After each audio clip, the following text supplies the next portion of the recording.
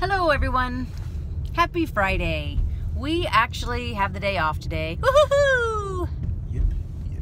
And we are gonna head out to the movies. Of course, I'm talking every time I do this, and then I'm like, forget about the sun. It's gonna be crazy sunny. But we're getting ready to go to the movies and see Jumanji. Yeah, looks pretty funny. Oh, here goes the sun. So yeah, we're gonna see Jumanji and do a little bit of, we got a couple errands to run, and then we'll be home. So I'm excited. Are you excited? I'm excited, but I also agree with you that I need to see the original to compare.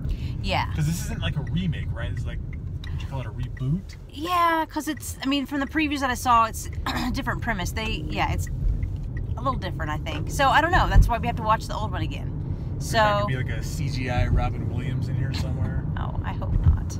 I love Robin Williams, but no. Hey, Chief, you're going to get sucked into the video game. Oh my gosh. All right. So we'll be back with our review. Bye. Where'd it go? Okay, so we just finished watching the 1995 Jumanji. So we could compare it to the 2017 And Jumanji. we've just discovered that we think that really the new one that just came out is really a sequel. Yeah, it seems to like not pick it up exactly where left one off, like year-wise, but it Almost. does pick up. Because they said it was 1995, and remember, it was 1996 in this new one. Well, crap, then maybe it does.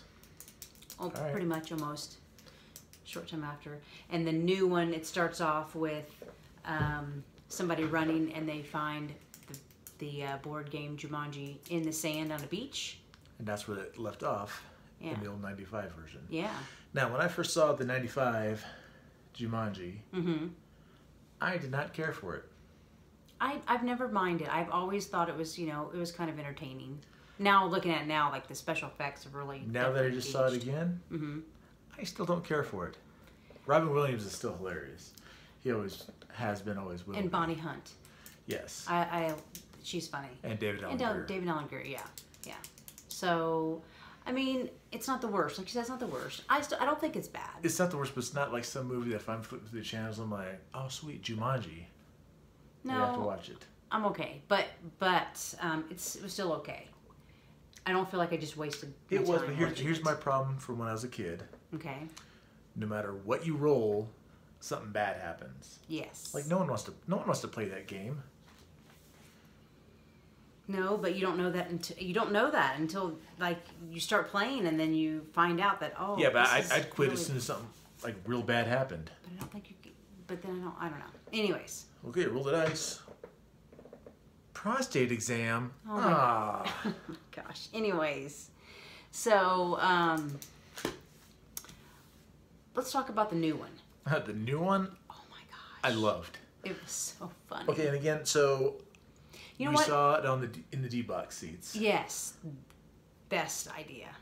They're a little bit more expensive, but I can't not see a movie in D-box. I don't know anymore. Well, I think certain types of movies, like... Well, yeah, I don't want to see Beaches or Awakenings or Steel Magnolias in the D-box. I don't think that would be... Because all the seat does is get moist because it's crying. Oh my gosh, well... Not because of your butt. Does your butt get moist when you watch those movies? No. Okay. I mean, we saw Thor in the Yes. D-box seat. We did not see Star Wars in the D-box Did not. seat. And we saw Jumanji 2017, Welcome to the Jungle, in D-box seats. I think that Marvel movies and some of these fun, entertaining action movies are interesting in those D-box seats. I agree. So I wanted to say real quick, I thought about this earlier, that the sequel, if you will, reminds me kind of like of a Breakfast Club meets Jumanji. I could see that. You've got 4 kids, kind of different Backgrounds. backgrounds. Different cliques. Yeah, and they have detention. And they come across the video game version of Jumanji. Which is so much better than the board game. Yeah, but it's like a 1996, and they're in the current year, like now. And, right? Is that right?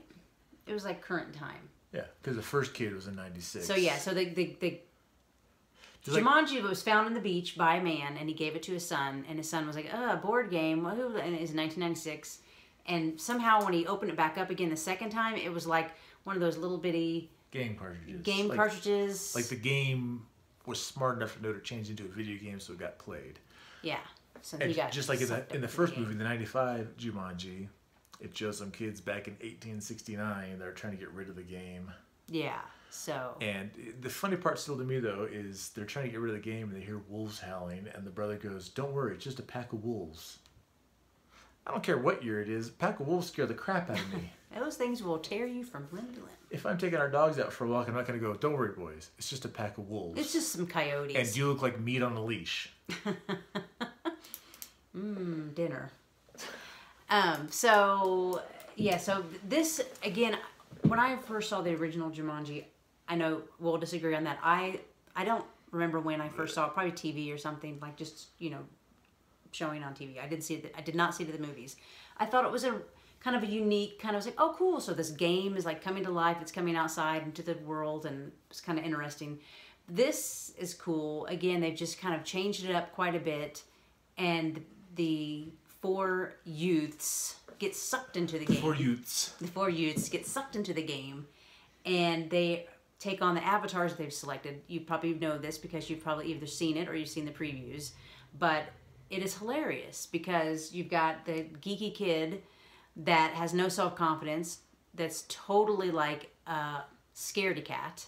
He turns into Dwayne Johnson, who is the Braveheart guy or whatever, Bravestone. Yeah. And then you've got the big macho football guy who used to be friends with a nerdy kid, and then they somehow kind of just parted ways in like middle school, and he's kind of a jock, he's a tough guy, he's way bigger than the little nerdy kid, and he turns into Kevin Hart, who is much shorter than Dwayne Johnson. He's a zoologist, bitches. Oh gosh, that's such a fun movie. Then you have the totally like Instagram hashtag selfie queen who is so self-absorbed, Bethany. Hash brown. Hash brown. She totally turns into what she thinks is going to be, Professor Shelley somebody.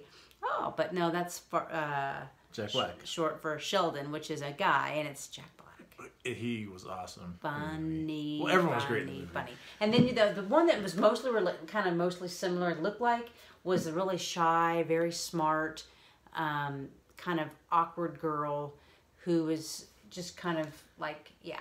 She turned into Karen Gilliam's character. Who's Nebula from Guardians of the Galaxy. Yeah, and she's just like a cuter, hotter, a little bit older version of what I think this teenage girl. But spend the extra money and see it in the D-box seats. Yeah.